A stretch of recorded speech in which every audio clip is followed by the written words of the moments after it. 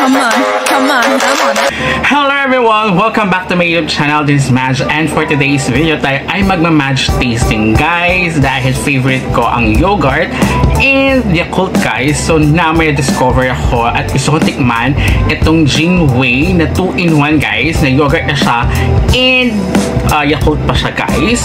So as you can see, mayroon siyang 3 flavors. So this is the original one, and then the blueberry, and then of course the strawberry. So titikman natin itong tatlo, guys, kung ano ba magugustuhan ko at i-rate natin sila kung okay ba sila, guys. So before we jump into it, make sure you like this video, subscribe to my channel if you have not already, and ring that notification bell so you always be updated to my upcoming videos and off the clock episode.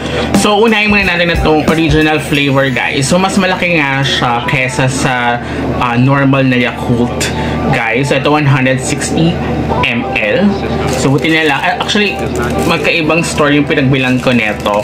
Actually, ito lang yung nakita ko dun sa store na pinagbilang ko neto. Wala itong blueberry and the strawberry, guys.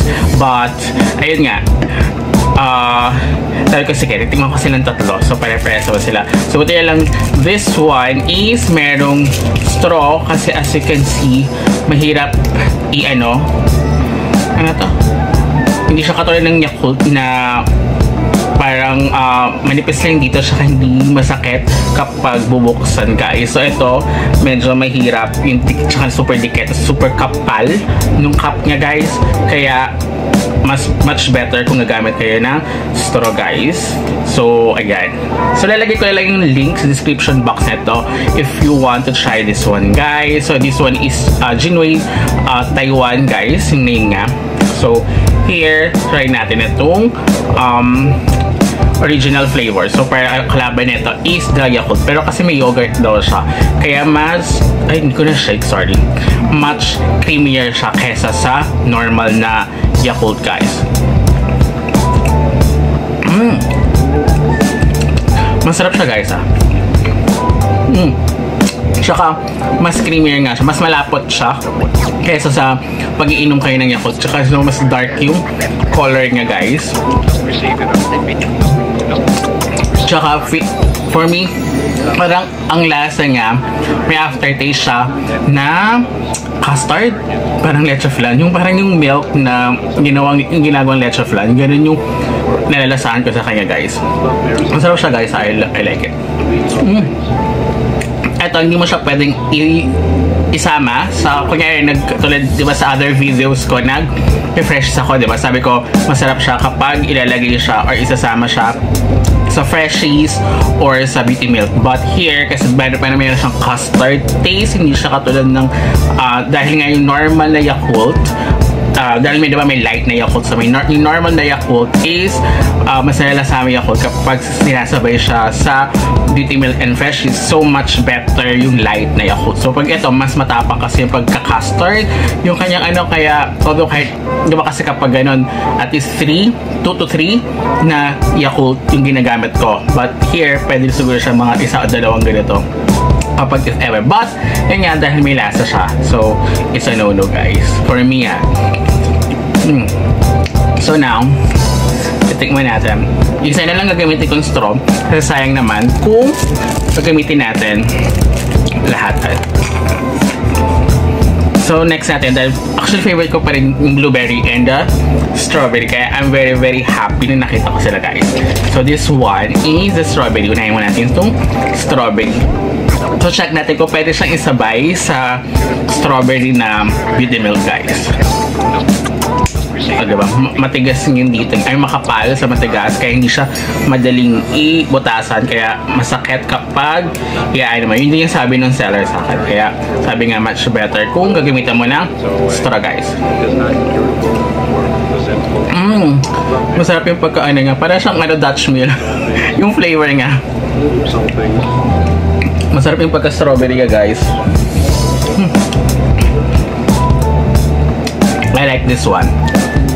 Super lasa ng strawberry kasi meron ako mga natikman before na sabi ko is hindi ganun kalasa yung strawberry. So, eto, magko-complement din siya. Okay siyang isabay sa strawberry ng beauty milk guys. If ever na nag-beauty milk kayo guys. But of course, pwede rin nyo siyang inumin alone guys if you like strawberry flavor.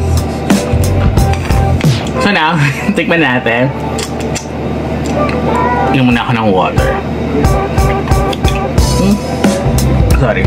Para at least is mawala yung lasa ng strawberry at para mas malasahan natin yung kasi yung pagkalasa ko ng strawberry lasa ko pa rin yung custard ng original kaya ayan ay nakalimutan ko na naman siyang i-shake. Don't forget to shake guys kasi meron siya sa ilalim so sayang din naman. So oh god, ang sarap. Diba mayroong parang blueberry flavor ng Dutch Mill.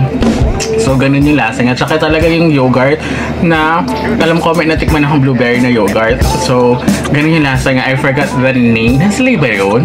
Parang Nestle yata. Ganun yung ano nga, lasa niya guys. Masarap siya. I like this one. So,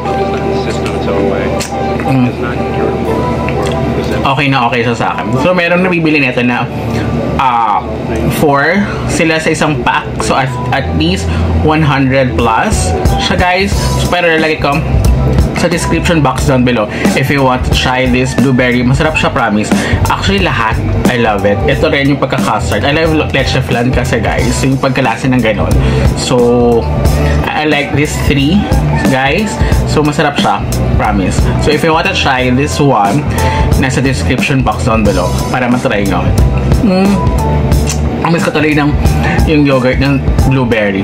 I think Nestle, if I'm not mistaken, Nestle yung natikman kong blueberry. Kasi alam ko meron iba't ibang yogurt na ngayon, diba? So, ang sarap siya guys. I love all of the 3 guys.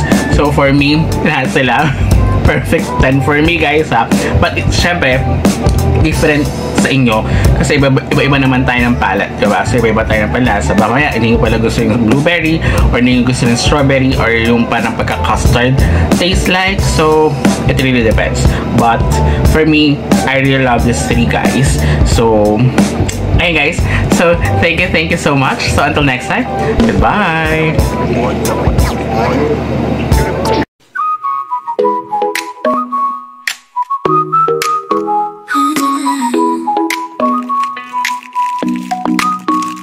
어느 날 그대와 함께한 시간들 햇살 속에 반짝이는 그대의 미소 눈을 감아도 떠오르는 그 순간 우리의 발자국은